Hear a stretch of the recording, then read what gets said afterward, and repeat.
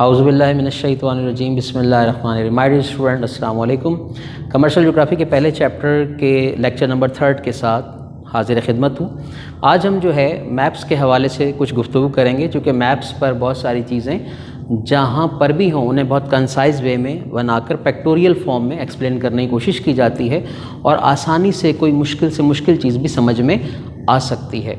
हमारे student maps जो हैं इनकी अपनी एक कहना चाहिए एक थीम है। मैप्स बेसिकली दो तरह के हो सकते हैं। फ़िज़िकल मैप होता है एक, और एक पॉलिटिकल मैप होता है। फ़िज़िकल मैप्स में आप देखते हैं कि माउंटेन्स, डेजर्ट्स, ओशंस, रिवर्स, इनकी लोकेलिटी जो है वो आपके प्लैनेट अर्थ पर कहाँ कहाँ पे है। ऑन द अदर हैंड जो आपका पॉलिटिकल मैप होता है वो डिस्कस करता है कॉन्टिनेंट्स को। कॉन्टिनेंट्स में पाए जाने वाले कंट्रीज़ कहाँ हैं, उनमें कोई पर्टिकुलर सिटीज़ कहाँ हैं, उनके प्रोविंसेस कहाँ हैं, टाउन्स कहाँ पर हैं, और उनकी इंटरनेशनल बाउंड्रीज़ किस तरह से बयान की जाती हैं। So these are the basic two types of maps, physical map and political map. आइए देखते हैं माय डियर स्टूडेंट, मैंने यहाँ पर ये कुछ मैप्स बना रखे हैं और मैं चाहता हूँ कि थोड़ा सा आपको डिस्कस करूँ अपने प्लैनेट अर्थ के बारे में। माय डियर स्टूडेंट, आपका प्लैनेट अर्थ जो है ये सन फैमिली का तीसरा मेंबर है। हम सोलर सिस्टम के ख़ानदान के तीसरे मेंबर हैं और सन जो है इसके गिर्द हमारी जो ज़मीन है वो दो तरह से मूव कर रही है। एक उसकी स्पिनिंग मूवमेंट है जो अराउंड इट्स ओन एक्सिस है। ज़मीन अपने एक्सिस के गिर्द भी चक्कर लगा रही है और इस चक्कर के लगाते हुए ये अराउंड द सन भी मूव कर रही है। अराउंड द सन जब मूव करेगी तो ज़मीन अपनी जगह चेंज करेगी और वो कहलाएगी रेवोल्यूशनरी मूवमेंट। और अगर अपने एक्सिस के गिर्द घूम रही है तो वो रोटेशन ले रही है। ये इसका क्या है, रोटेशन है। तो माय डियर स्टूडेंट, ये जो ज़मीन है हमारी ये बिल्कुल सीधी नहीं है बल्कि इट इज़ टिल्ट। ये थोड़ा टिल्टिंग बिहेवियर रखती है। ये इस तरह से नहीं है, थोड़ा सा इस तरह से है। और ये 23.5 डिग्री जो है वो टिल्ट हुई हुई है अपने एक्सिस के, और ये इस तरह से मूव कर रही होती है। जिस तरह से मैं मार्कर घुमाने की कोशिश कर रहा हूँ ये इसकी मूवमेंट है, और ये इसकी मूवमेंट जो है अराउंड इट्स ओन एक्सिस है। अपने एक्सिस से गिर्द ज़मीन जो है 24 आवर्स में अपना पूरा एक चक्कर मुकम्मल करती है अराउंड इट्स ओन एक्सिस, और इससे डे एंड नाइट क्रिएट होते हैं, इससे दिन और रात तख्लीक होते हैं। Whereas its revolutionary movement जो है जिसमें ये अपनी जगह चेंज करती है अराउंड द सन, पूरा एक सर्कल लेती है और ये 365 दिन में सर्कल मुकम्मल होता है and it create the seasons.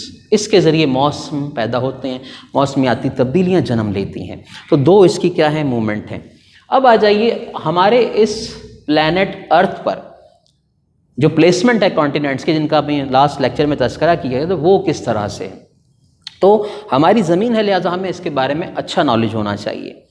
अब तक की जो तब्दीलियां हैं कॉन्टिनेंटल, वो आपके सामने मैंने पेश करने की कोशिश की। माय डियर स्टूडेंट, ज़मीन के दो इंतहाई किनारे जो हैं, जैसे कि आप जानते भी होंगे, ऊपर वाला हिस्सा नॉर्थ पोल कहलाता है और नीचे वाला साउथ पोल कहलाता है।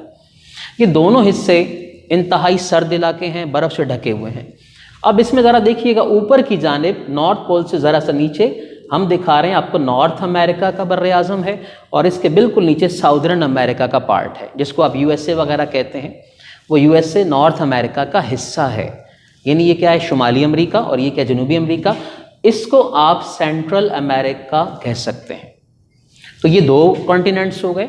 तो और इसके बाद देखिएगा यहाँ पर हम छोटा सा यूरोप आपको दिखाने की कोशिश कर रहे हैं। यूरोप के बिल्कुल नीचे ह्यूमन स्किल की तरह का अफ्रीका मौजूद है, और उसके साथ दुनिया का सबसे बड़ा कॉन्टिनेंट कौन सा है, एशिया है। एशिया और यूरोप जो हैं ये तुर्की साइड से, यानी टर्किश लेवल से थोड़ा सा आपस में मिल जाते हैं, लिहाजा इन दोनों को यूरेशिया भी कहा जाता है। यूरोप एंड एशिया का संगम यूरेशिया भी कहलाता है। और यही क्या है, एशिया सबसे बड़ा कॉन्टिनेंट है। इसमें पाकिस्तान, इंडिया, रशिया, अफगानिस्तान वगैरह मौजूद हैं। इसी के साथ हम यहाँ नीचे देखें ज़रा दूर हटकर, तो यहाँ ऑस्ट्रेलिया लोकेट करता है, और ऑस्ट्रेलिया जो है उसके यहाँ पर जाकर नीचे साउथ पोल के अंदर देखें तो ये एंटार्क्टिका है। इस तरह से अगर आप टोटल काउंटिंग करें तो ये 7 बड़े आज़म हो जाते हैं, 7 कॉन्टिनेंट्स हो जाते हैं, 1 2 3 4 5 6 एंड 7। और ये जो हिस्सा है ये छोटा सा हमने आपको न्यूजीलैंड दिखाने की कोशिश की है, जिसको ऑस्ट्रेलिया का ही हिस्सा समझा जाता है। तो ये 7 कॉन्टिनेंट्स की प्लेसमेंट थी। उम्मीद करता हूँ एक छोटी सी ड्राइंग बनाकर आप भी कोशिश करेंगे मुकम्मल ना सही, तकरीबन उस जैसी बनाने की आप ट्राई ज़रूर कीजिएगा, कोशिश कीजिएगा।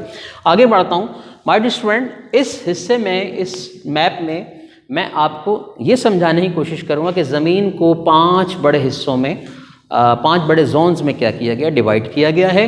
तो यहाँ से देखिएगा माय डियर स्टूडेंट, सबसे बीच में ज़मीन का जो मिड है, मिड पर एक इमेजिनरी लाइन जो है पूरे सर्कल को कवर किए हुए है।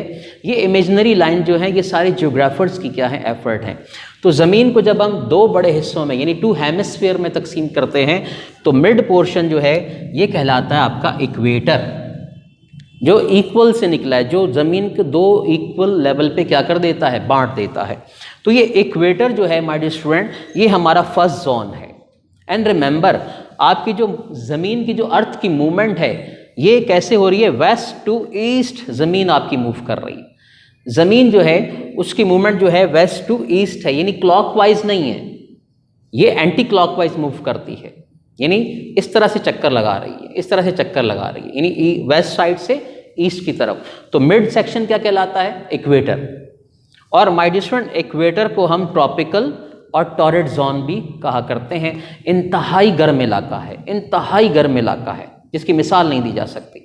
लिहाजा ज़मीन का ये हिस्सा जो है इक्वेटर, यहाँ पे पड़ जाएगा आपको इस तरह से, यानी कुछ साउदर्न अमेरिका, कुछ अफ्रीकन और नियर एशिया के कुछ ममालिक में इंतहाई क्या पड़ती है, गर्मी पड़ती है और बारिशें भी खूब होती हैं। अब यहीं से मैंने कहा था एनालिटिकल अप्रोच से सवाल आ सकता है कि भाई ये बताइए कि इक्वेटर जो है इंतहाई गर्म इलाके को जाहिर करता है, तो बताएं बारिशें क्यों हो रही होती हैं, यहाँ पर इतनी ज़्यादा बारिशें क्यों होती हैं, तो सवाल पैदा होता है। तो यकीनन इसका मतलब ये हो कि यहाँ के जो समंदरी इलाके हैं वहाँ पे एवापोरेशन का अमल भी होता होगा, क्लाउड्स बनते होंगे और बारिश हो जाती होगी। तो बहरहाल बीच का हिस्सा इक्वेटर, ऊपर देखें ज़मीन को 2 मज़ीद हिस्सों में तकसीम किया गया है, ये कहलाता है कैंसेरियन पाथ और नीचे है कैप्रिकॉर्न पाथ। इसे कहते हैं ख़त सरतान और ख़त जद्दी। ख़त माने लाइन, ये लाइन ये जाहिर करती है कि ट्रॉपिकल जोन और नॉर्थ पोल के बीच का जो इलाका है वो ज़्यादा ना ठंडा है और ना गर्म है, टेम्परेट जोन है, नॉर्मल टेम्परेचर रहता है।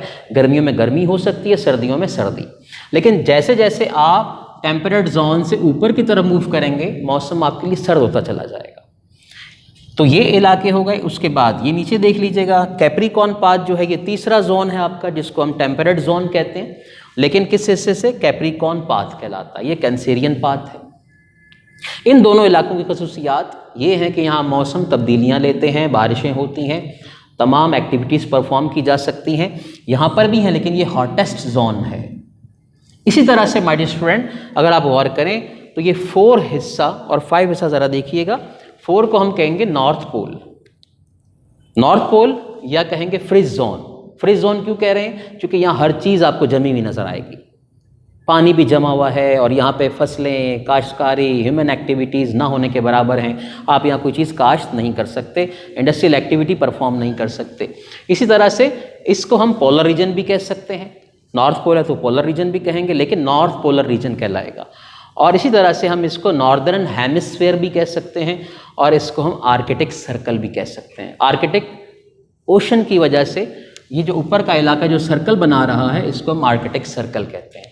इसी तरह से इसके बिल्कुल अपोजिट नीचे देखें तो ज़मीन का नीचे वाला हिस्सा जो है साउथ पोल कहलाता है या साउथ पोलर रीजन कह सकते हैं, और ये भी क्या है, फ्रीज जोन है।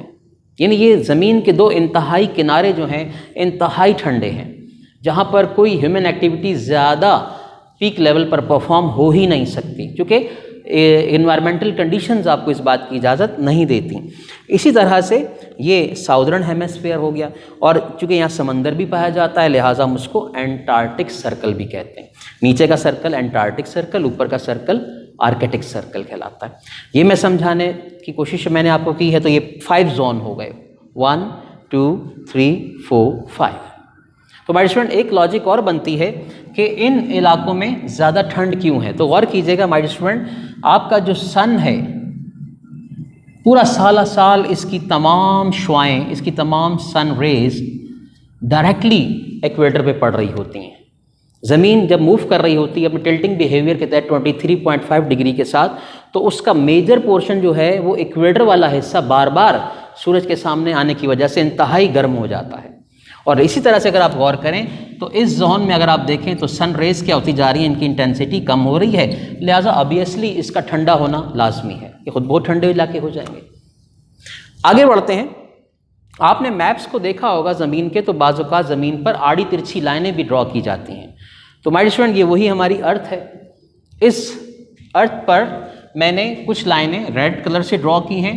ये नॉर्थ पोल से साउथ पोल की तरफ आने वाली जो लाइंस हैं इन्हें हम लॉन्गिट्यूड्स का नाम देते हैं, लॉन्गिट्यूड्स हैं। और ये जो ग्रीन मार्क मैं कर रहा हूँ, ये लाइंस जो हैं ईस्ट टू वेस्ट की जानिब लगाई गई हैं, ड्रॉ की जाती हैं, इनको हम लैटिट्यूड्स कहते हैं। मकसद क्या है? मकसद ये है कि जब हम लॉन्गिट्यूड और लैटिट्यूड्स लगा लेते हैं तो उससे हमें किसी मुल्क, किसी शहर, किसी टाउन की ग्लोबल पोजीशनिंग का अंदाज़ा हो जाता है कि कोई चीज़ इस वक्त किस एरिया, किस जोन के अंदर मौजूद है और वहाँ का डिस्टेंस कितना है। तो माय स्टूडेंट अगर आप गौर करें तो ये पूरी ज़मीन एक डी की मानिंद है, जिसको हम सर्कल करके देखें तो ये हिस्सा डी हो जाता है और इस डी के अंदर क्या है 90 डिग्री के एंगल बन जाते हैं और इसको फुली मिलाएं तो ये 180 प्लस करें तो कितना हो जाएगा 360। तो पूरी ज़मीन जो है 360 एंगल्स पर क्या हुई है, डिग्रीज पर डिवाइड हुई है। और यहाँ से देखें ये ज़ीरो हमारा पॉइंट हो जाता है, यहाँ से 15 डिग्री, 30 डिग्री, 45, 60, 75 और 90 डिग्री। और फिर इसी तरह से आप इसको पूरा तसव्वुर कर लें, ये घूमी हुई है तो ये 360 डिग्री पर डिवाइड हुई है। तो इससे ग्लोबल पोजीशनिंग को जानने में क्या होती है, आसानी होती है। तो ये लैटिट्यूड्स हैं और वो रेड वाले लॉन्गिट्यूड्स हैं। इसी तरह से आपकी जो बीच में जो लाइन गुजर रही है इसको हम प्राइम मेरिडियन का नाम देते हैं। और ज्योग्राफर्स को आसानी ये है कि इसके ज़रिए हम अपने इंटरनेशनल डेट लाइन को वाज़े करते हैं कि तारीख़ कैसे चेंज होती है। माय डियर स्टूडेंट, इसका जो हमारा मिड पॉइंट है ये एक्चुअली प्रैक्टिकली जो है हमें नज़र आता है, ये एक गांव है जिसका नाम है ग्रीनविच। और ये ग्रीनविच एक गांव है जो कि यूके में मौजूद है, लंदन से करीब हो जाता है। और यही वो पॉइंट है जिसको हम बसा औकात अपने मोबाइल फ़ोन पर या ऐप्स पर देखते हैं, GMT प्लस माइनस लिखा हुआ होता है। यहीं से दुनिया भर के तमाम क्लॉक्स जो हैं अपने आप को एडजस्ट करते हैं। तो वजह यह है, इसका पूरा नाम क्या है, ग्रीनविच मीन टाइम। इसमें आप प्लस कितने जा रहे हैं और इसमें कितने आवर्स आप माइनस जा रहे हैं। तो ये तमाम चीज़ें बेसिकली इंसानों की भलाई और वेलफेयर के लिए, ताकि इंसान नॉलेज हासिल करे और अपने राह अमल को तरतीब दे। तो उम्मीद करता हूँ कि ये डायग्राम्स और ये मैप्स मैं समझाने में कामयाब हुआ हूँगा। अपना बहुत ख्याल रखिएगा। इंशाल्लाह नेक्स्ट चैप्टर के साथ फिर हाजिर खिदमत होंगे। तब तक के लिए इजाज़त दीजिए। अस्सलाम वालेकुम वरहमतुल्लाहि वबरकातुहू।